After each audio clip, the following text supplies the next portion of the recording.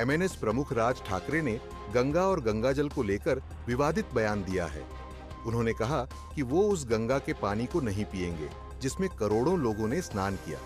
लोगों को अंधविश्वास से बाहर निकलना चाहिए। आमच्या बाळा नांदगावकर इथे त्या ह्याच्यातनं घेऊन आले, काय ते छोट्याशा कमंडलूमधनं पाणी घेऊन आले. म्हटलं मी नाही पिणार.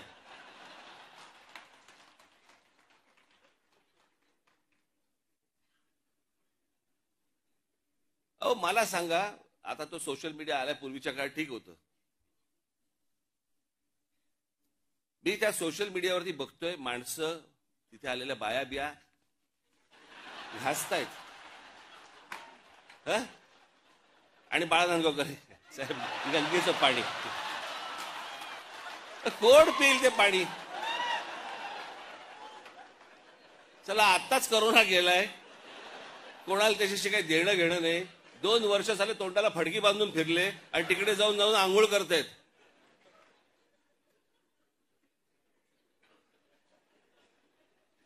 अहो मला माहितीये, मी कित्येक स्विमिंग पूल बघितले असे जे सुरुवातीला उद्घाटनाच्या वेळेला निळे होते, हळूहळू हिरवे हिरवे व्हायला लागले. कोण जाऊन त्याच्यामध्ये मला सांगा पडेल त्यात गंगेत? ह्यानं तिथे काहीतरी केलं ते मी इथे पितोय.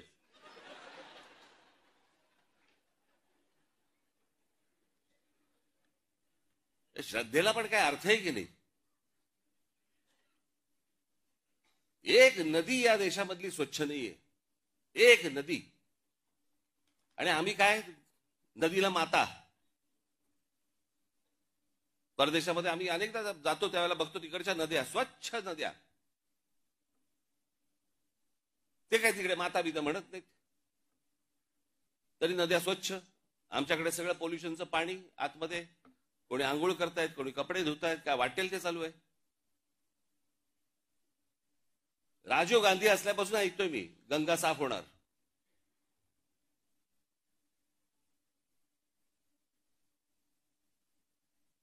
मग मध्ये राज कपूरांनी चित्रपट पण काढला,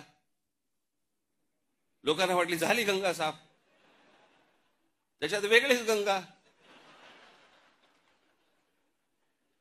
लोक म्हणाले अशी जर गंगा साफ असेल तर आम्ही पण आंघोळ करायला तयार आहोत. अजून पण गंगा काय साफ व्हायला तयार नाही.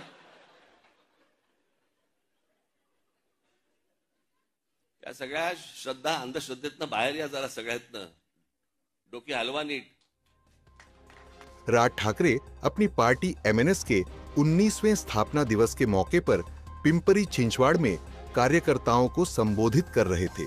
उसी दौरान उन्होंने ये बयान दिया। राज ठाकरे जी को लग रहा है कि गंगा मैया का जो पानी है वो बहुत प्रदूषित है, उसको हम छू भी नहीं सकते, पी भी नहीं सकते, होगी उनकी ऐसी भावना।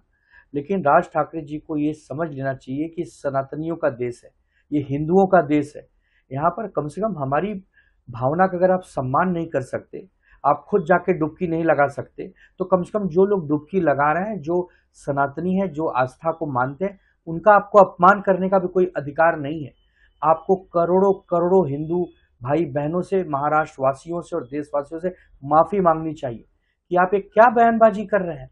और बीजेपी को भी देखना चाहिए कि ये बीजेपी और राज ठाकरे बहुत करीबी है ना, तो बीजेपी को भी राज ठाकरे से पूछना चाहिए कि क्या ये हिंदू धर्म का अपमान नहीं है कि राज ठाकरे खुले मंचों से ऐसा कह रहे हैं कि गंगा और महाकुंभ में जो नहाए हैं वो अच्छे से नहीं नहाए, वहां पानी बहुत गंदा था और वहां पानी छूने लायक नहीं है।